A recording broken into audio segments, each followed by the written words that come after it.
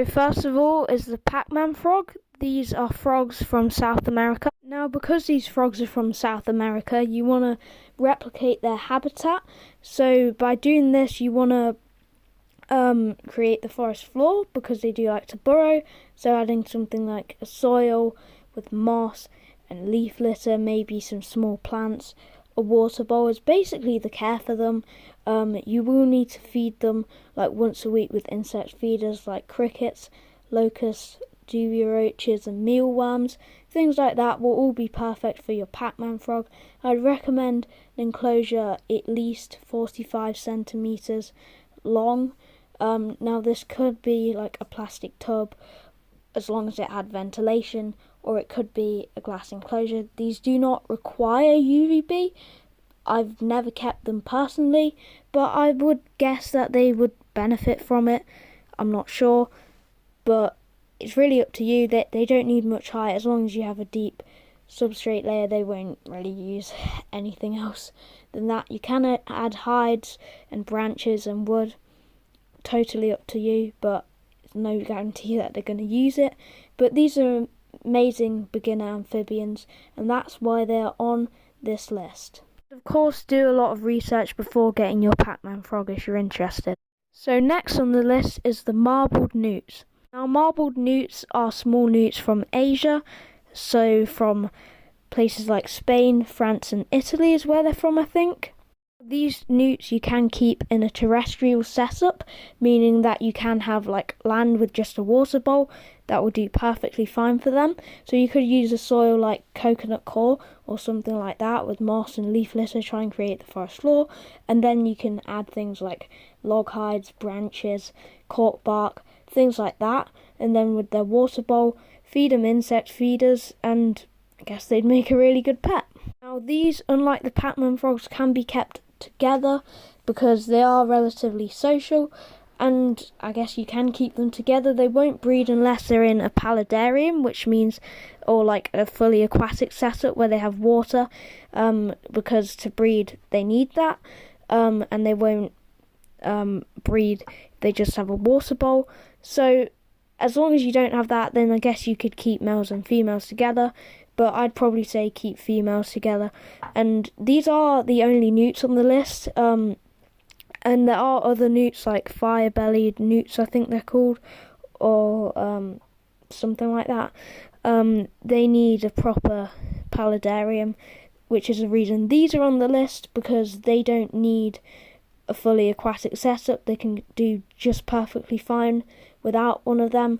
Also, these are quite common for newts. Like, newts as a whole aren't very common, but these ones are some of the most common exotic newts anyway, and they're just really colourful, beautiful, amazing newts.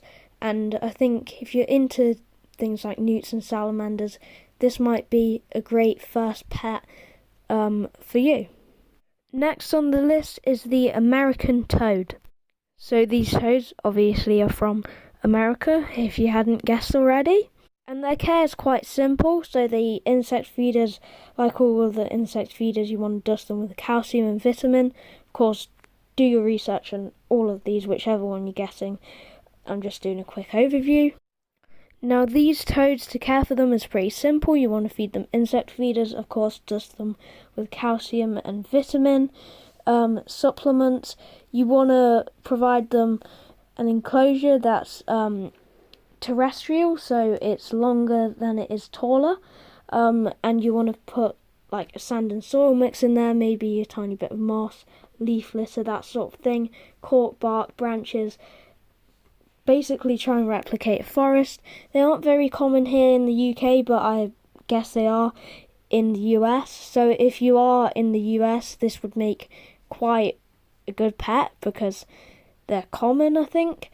But in the UK here, I've never seen one, so I can not really say that they're a good pet, but because you just can't find them. Simple as that, really. But these are smaller toads. I did want to add a toad on this list, but then a cane toad isn't necessarily a good first amphibian or any pet really, because they're so big and everything. So this was just an alternative option. If you're interested, of course, do your research on any of these animals, because I'm just doing a quick overview, and by no means this is nowhere near a full care guide, just an overview, just to see if you're interested in doing this work for this sort of animal, if you get what I mean.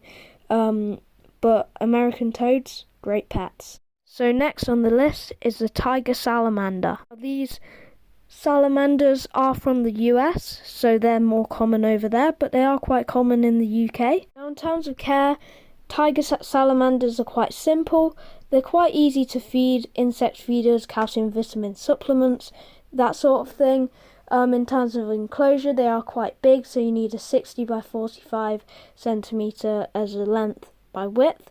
They don't need much height, but you obviously want to give them like a soil with maybe a bit of moss, and definitely some hides like cork bark, maybe like log hides, fake rock hides, rocks, water bowl. Spray them down every day, just make sure that they don't get too dry. And I guess they're quite a good pet because they're bigger, which means that they're going to be hardier than some of the other animals on this list. But of course they're bigger, they need more space, they need bigger enclosure, which means more expensive because you're going to need more substrate, more hides, bigger water bowls, and overall it's just going to be more expensive. But then again, it is hardier, so it's kind of what you think is worse, spending more or having an animal that's more hardy and you think would do better with you. And of course, do your research about tiger salamanders, because they do make great pets if you're thinking of getting an amphibian. Let's say you like frogs, but then you think everyone has frogs or toads or even newts, and then you're like, I want a salamander, then this is going to be the one, because they're pretty much the biggest ones, like the biggest common ones you could have as a pet, and they're reasonably good as a pet as well. So I definitely recommend those. Now last but not least, we have tree frogs. So this includes White's tree frogs, Amazon milk frogs, red-eyed tree frogs, white-lipped tree frogs, American green tree frogs, European green tree frogs, and there are a few more, but they're the only ones I can name right at this second. Personally, tree frogs are my favourite species of amphibians. The amphibians I have are American green tree frogs. Kiwi's the one as the picture up right now. These are good pets for a few reasons. One, because they need a taller enclosure, it doesn't take up as much like length. So then you could, if you had like smaller space, then it could fit there, the enclosure. I keep mine in a 30 by 30 by 45. Obviously for any bigger ones, so like White's tree frogs, Amazon milk frogs, red-eyed tree frogs, and even the green tree frogs, I'm thinking of upgrading them into a 45 by 45 by 60 centimetre enclosure, but that's not essential. Now they do need a moisture retaining substrate like cocoa fibre, and then you need moss, and maybe a bit of leaf litter. A drainage layer is going to be essential.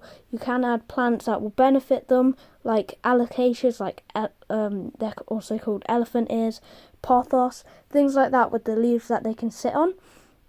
And they do benefit from UVB, so I'd definitely recommend that. They do sit in their water bowls all the time, so give them a couple water bowls.